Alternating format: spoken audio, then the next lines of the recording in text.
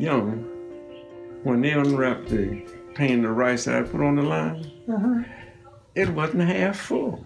What happened to it? They helped. Had already eaten them. Ate it in the back room. No, you can probably just stack some in their cars or whatnot. Oh, and then go level it back off like you leveling off cement. And I said to Reverend Young, I said, Rev, I said, somebody that took this food. I said, this pan ain't half full. Shame on them. So I told Eve, which was the lady, the man's wife and thing, but you know, that was after the fact. Those was her people that she had got to do the serving. Right. And a lot of times people come so they couldn't load up. That's right. Mm-hmm. Well, so I really thank you for your time this afternoon. We got a lot done. I know quite a bit about you. I know about your occupations and some of the situations that you've been involved in. And I'm hoping that we can share this with other people in the future. And something else, you know, McKnight that owns... McKnight Cleaners? Well, Bishop. church. Oh, Bishop McKnight? Yeah, Bishop Yes, McKnight. yes, sir. Well, I used to date a lady before I married my wife I got now, and she belonged to that church. Okay. Church of God by Faith. Yes, on 15th Street. Yes, sir. I know. And when something come up, I'll make a pan of rice for them to take out there. So what the woman name was it? Elise or who was over the dining room? Well, I'd been making food then.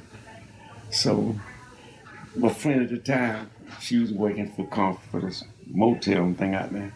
And she was saying, you just make that rice because people be bragging about it. I said, no. I say, let me ask you something. I said, that time, I said, if I made a pan of rice, I could, back at that time, I can make a pan for about less than $20. I say, make a pan of rice, and people say, a lot of people enjoy it. Or I get a $10 or $15 bottle of liquor, mean some woman drink. I'd rather have the rice. So that got that little bit. So this, I'd been out there in the field and went by her partner. She living in Carver Garden. Oh, yes, Something that happened is having at the residential inn. I'd like to have someone have rice. See? To take for bossing. Now mine is 10 o'clock at night.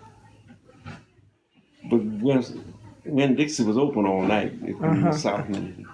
Goes to Win Dixie. When I cut the parts off, it was up going on 1 o'clock. And I finished putting it together the next morning. The mother of their church, Mother Munyon, she died that Tuesday. Now I made this rice that she carried from a job that Tuesday, which I sprayed it out with. And Saturday to take food again. So I made another pan of rice to take to the church.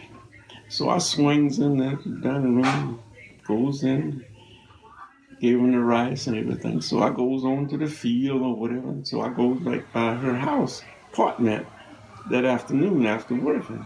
Well, at night, she just bragging about how fine everything went. And finally she wound up saying, guess what? I'm going to just say the lady was named Elise over the kitchen.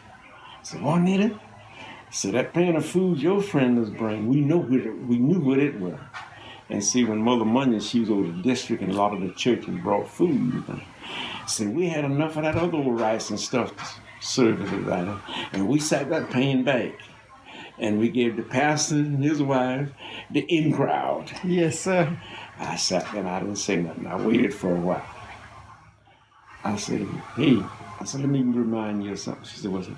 I said, didn't I tell you got just the bigger crooks in any denominations you got in any Always.